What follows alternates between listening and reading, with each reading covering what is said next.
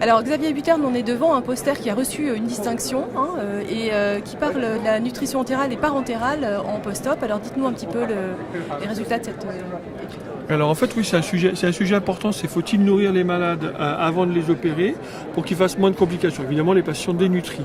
Donc ça c'est une étude américaine, ce qu'on appelle une méta-analyse, c'est-à-dire la synthèse des études de la littérature.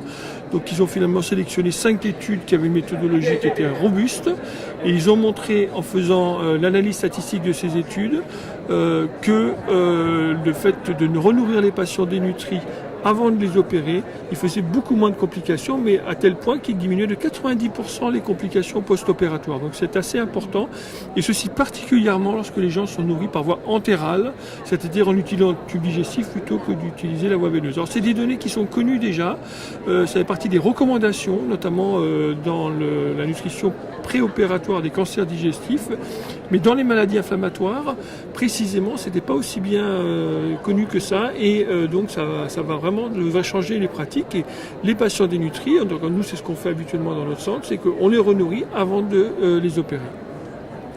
Écoutez, c'est très clair, merci beaucoup.